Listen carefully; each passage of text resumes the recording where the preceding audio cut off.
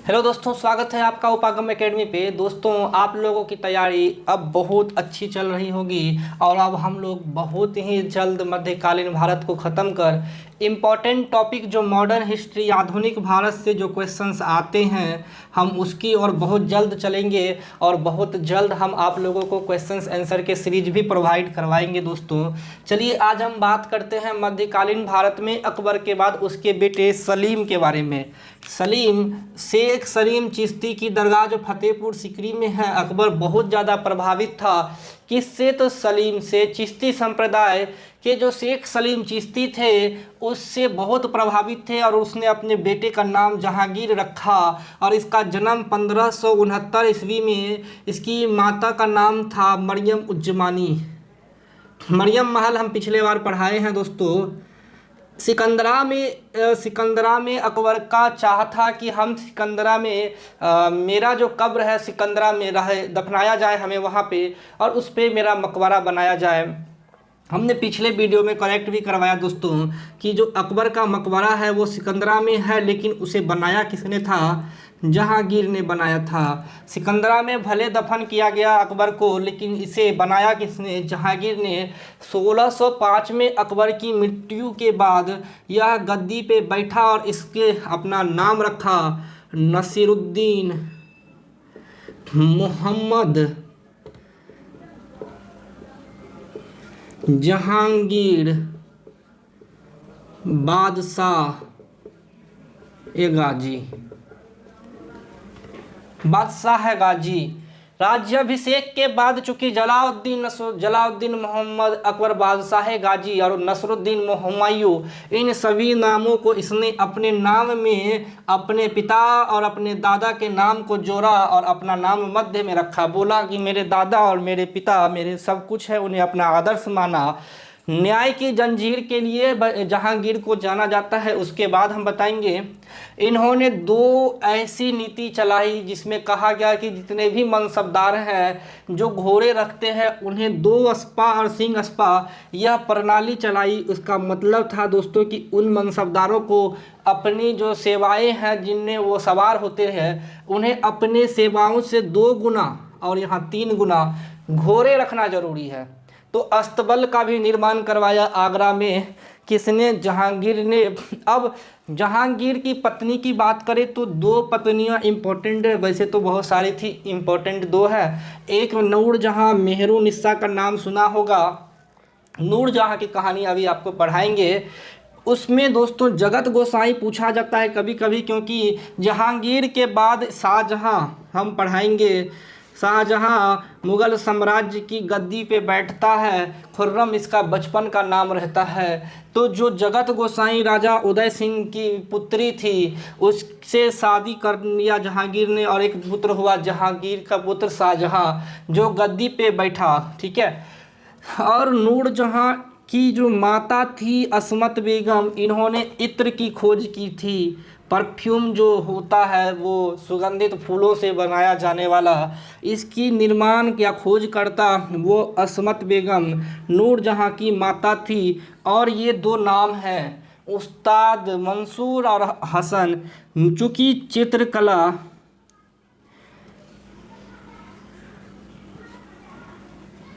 दो प्रमुख चित्रकार थे उस्ताद मंसूर और अबुल हसन, ये जहांगीर के दरबार में रहते थे। हमने बोला कि दोस्तों की जब बाबर था उन्होंने आराम बाग बनाया और जो अकबर के बाद बाबर के बाद जो अकबर आया उन्होंने 4 बाग की शुरुआत की। मतलब बागवानी को बागों को संजोने का काम बाबर ने शुरू किया, अकबर ने बढ़ाया। अकबर ने चित्रकारी शुरू किया, जहांगीर ने उसे चरम पे पहुंचाया।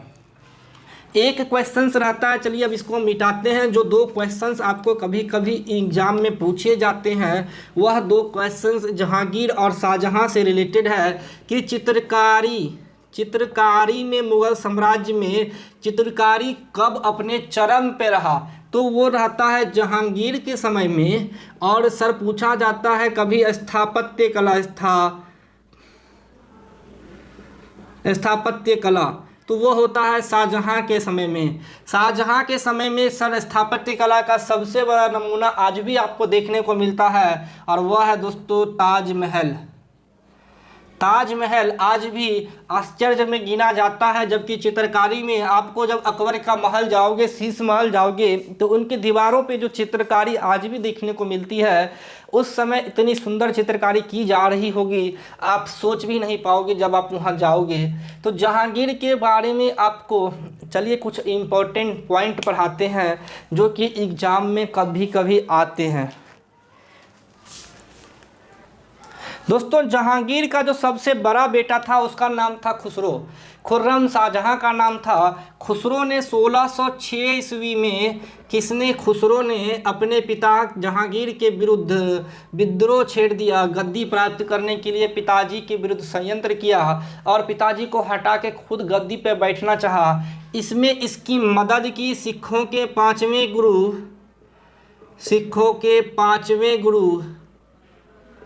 गुरु अर्जुन देव ने। किसने? गुरु अर्जुन देव ने। और 1621 में जहांगीर ने इसे मृत्यु दंड दे दिया। कि दोस्तों इस युद्ध में जहांगीर का जो एक बेटा था शाहजहाँ, जिसका नाम था खुर्रम ने अपने पिता का सहयोग दिया और अपने भाई को मरवा दिया। खुर्रम ने अपने भाई को मरवा के पिता की मदद की। पिता बहुत खुश हुआ और बाद में जब मलिक अंबर ने जहांगीर के विरुद्ध जब युद्ध छेड़ा तो खुर्रम ने इसे भी मात दी और तब जाके जहांगीर ने अपने बेटे से खुश होकर बोला शाहजहाँ। खुर्रम को शाहजहाँ की उपाधि मलिक अंबर से बचाने के लिए जहांगीर को दिया। और इसके बाद हम आते हैं, चूँकि हमने नूरजहाँ का नाम लिया, तो एक शासक था महाबत खां ने आगरा के पास जहांगीर को गुलाम बना लिया। नूरजहाँ ने महाबत खां के इस विद्रोह को दबाया और जहांगीर को बचाया। और तब जाके नूरजहाँ, एक तो खूबसूरत भी थी, नूरमहल कहा, नूरजहाँ कहा, इसका एक्चुअल नाम मेहरुनिस्सा था जो अभी आपको हम बता चुके हैं। तो नूरजहाँ से इसलिए प्रभावित भी हुआ क्योंकि महाबत खां से जहांगीर को बचाने में नूरजहाँ ने अपना महत्वपूर्ण योगदान दिया और इसमें उसकी मदद की उसकी माँ अस्मत बेगम ने, जिन्होंने इत्र की खोज की है। दोस्तों, चूँकि यमुना नदी के तट पे आगरा बसा हुआ है और न्याय की जंजीर के लिए क्वेश्चन से आप इसे याद रखिएगा। न्याय की जंजीर के लिए कौन प्रसिद्ध था? तो आप होगा जहांगीर। न्याय की जंजीर मतलब उन्होंने दो जगह, एक आगरा का किला, दूसरा आगरा में एक जगह था दोस्तों शाहबुर्ज। आप जगह याद मत रखो, ये भी याद मत रखो क्योंकि ये सब इम्पोर्टेंट नहीं है। इम्पोर्टेंट ये क्वेश्चंस है केवल और केवल कि न्याय की जंजीर के लिए कौन प्रसिद्ध था, तो आप इसका आंसर जहांगीर मारना। उन्होंने सोने के मोटे मोटे जंजीर बनाए थे आगरा के किला और यमुना तट पे, जहाँ पे वो अपने फरियादियों और जो अपने दोषियों को सज़ा दिया जाता था, इन जंजीरों से बांध के उन्हें जो सज़ा मुकम्मल की जाती थी वो सज़ा दिया जाता था। शाहबुर्ज एक जगह है जहां वो अपने दोषियों को सज़ा देता था, इसीलिए जहांगीर को न्याय की जंजीर के लिए जाना जाता है। इसमें दोस्तों आपसे चित्रकारी में फिर अबुल हसन और उस्ताद मंसूर के बारे में हमने बता ही दिया है। तुजू के जहांगीरी, जिस तरह तुजू के बाबरी था आत्मकथा, मोतबिंद खां, ये क्वेश्चंस है। जहांगीर ने मोतबिंद खां इसकी मदद से एक आत्मकथा लिखी बाबर के तरह, जिस तरह बाबर ने लिखा था, और उसका नाम रखा तुजुक ए जहांगीरी। आप तुजुक के बाबरी पढ़े होंगे, तुजुक ए जहांगीरी। मोतबिंद खां ने आपको मदद की किसमें? जहांगीर को उसकी आत्मकथा लिखने में, और इसका नाम था मोतबिंद खां। 1627 में जहांगीर की मृत्यु हो गई और इसे दोस्तों दफनाया गया है रावी नदी के तट पे लाहौर में। कहाँ, लाहौर में मृत्यु हुई 1627 में।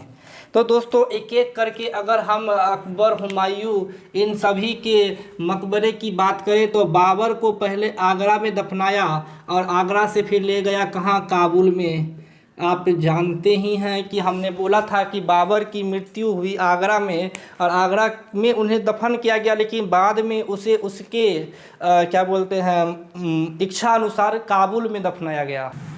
इसके बाद दोस्तों हुमायूं की मृत्यु हुई थी दोस्तों कहाँ पे, दीन पनाह नगर में। हमने बताया 1556 ईस्वी में दीन पनाह नगर में हुमायूं की मृत्यु हुई। इसकी 30 में हुई थी शायद, 1530 में। 1556 में दिल्ली के पास ही दीन पनाह नगर है जहाँ बाद में अकबर ने बनाया, क्या बनाया, हुमायूं का मकबरा। ठीक है, बाबर का मकबरा पहले आगरा में था, बाद में काबुल ले गया गया। हुमायूं का मकबरा अकबर ने बनाया। फिर अकबर की मृत्यु हुई तो अकबर की मृत्यु, हम इसको मिटाएं, अकबर की जब मृत्यु हुई तो अकबर की मृत्यु के बाद इसे सिकंदरा में दफनाया गया जो आगरा में है।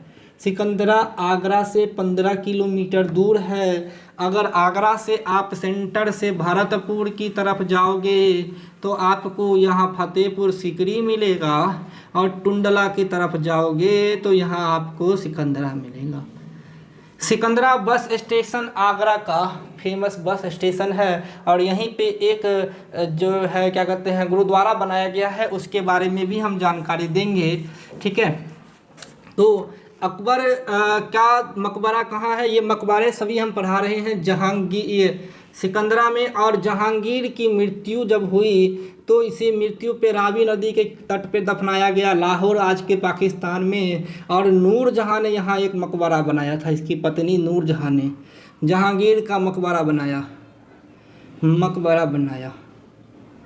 ठीक है दोस्तों, तो इतने चारों आपको मकबरे बता दिए हमने। इसके बाद हम शाहजहाँ के बारे में पढ़ेंगे। पहले कुछ मेन फैक्ट्स की, जैसे कि कौन सी प्रणाली, 2 स्पा, सिंह स्पा के अलावा स्थापत्य कला में और क्या क्या करवाया। हमने बोला कि आगरा में सिकंदरा में अकबर का मकबरा जहांगीर ने बनाया था, ये वाला। ठीक है, पिछले वीडियो में हमने कभी सिकंदरा शहर की स्थापना अकबर ने की थी, शायद हम उसमें अकबर का मकबरा भी बता दिए थे। अकबर ने जाहिर किया था कि मेरा मकबरा सिकंदरा में बनवाया था जहांगीर ने। इसके अलावा दोस्तों जहांगीर ने गियास शाही बेग को एतमाद उद दौला की उपाधि दी थी, जो कि नूरजहाँ की बेटी के दामाद थे, सॉरी बेटी का पति था, उल्टा बोल दिए। नूरजहाँ ने एक और मकबरा बनाया था, कहाँ, ये आगरा में ही यमुना नदी के पश्चिमी छोर पर। उसका नाम था एतमाद उद दौला। दोस्तों ये एतमाद उद दौला जब शाहजहाँ ने ताजमहल नहीं बनाया था उससे पहले बना था। और इसके बारे में बता दें कि पूर्ण रूप से एकदम बेदाग, जिस तरह ताजमहल एकदम सफ़ेद पत्थर है जिसमें कोई कटकुट नहीं है, बेदाग का मतलब एक पूरा सफ़ेद, पूर्ण सफ़ेद लिख दो, पूर्ण सफ़ेद वाइट संगमरमर, मतलब एतमाद उद दौला का मकबरा उस समय स्थापत्य कला का सबसे बड़ा नमूना था जब नूरजहाँ ने एतमाद उद दौला का मकबरा बनवाया था। तो एतमाद उद दौला ताजमहल बनने से पहले उस समय सबसे सुंदर और सबसे अच्छा स्थापत्य कला का एक नमूना था। चित्रकला इतनी प्रसिद्ध थी जहांगीर के समय कि उसने एक चित्रशाला बनाया था और हमजा कुछ नाम रखा था, याद नहीं है, छोड़ो ये इम्पोर्टेंट भी नहीं है, कुछ ऐसे ही नाम रखा था, एक चित्रशाला का नाम रखा था। तो जहांगीर के समय चित्रकाल स्वर्ण युग कहा जाता है, स्थापत्य कला का स्वर्ण युग शाहजहाँ को कहा जाता है। तो दोस्तों हम आज की वीडियो में इतना ही रहने देते हैं। इम्पोर्टेंट पॉइंट सभी आपको हमने बता ही दिए हैं, ये चारों मकबरे तो आप याद रखिएगा। इसके बाद दोस्तों जितने भी इम्पोर्टेंट पॉइंट हैं वो क्वेश्चन के रूप में दिखाई दिए हैं। आपको दोस्तों दिक्कत नहीं हो, हम क्वेश्चन आंसर सीरीज बार बार बोल रहे हैं, लेके आएंगे ऑब्जेक्टिव क्वेश्चंस के, एकदम वो क्वेश्चंस जो आपको एग्जाम में बीएड हो, पैरामेडिकल हो या कोई एसएससी रेलवे जो भी हो, आपके बोर्ड से कॉपी एग्जाम में रहेगा। एग्जाम के कॉपी में आपको वो क्वेश्चंस दिखेंगे जो आपको इस बोर्ड पे दिखेगा, इसकी गारंटी है दोस्तों। आप बने रहे, अगले वीडियो में शाहजहाँ हम आपको पढ़ाने वाले हैं। धन्यवाद।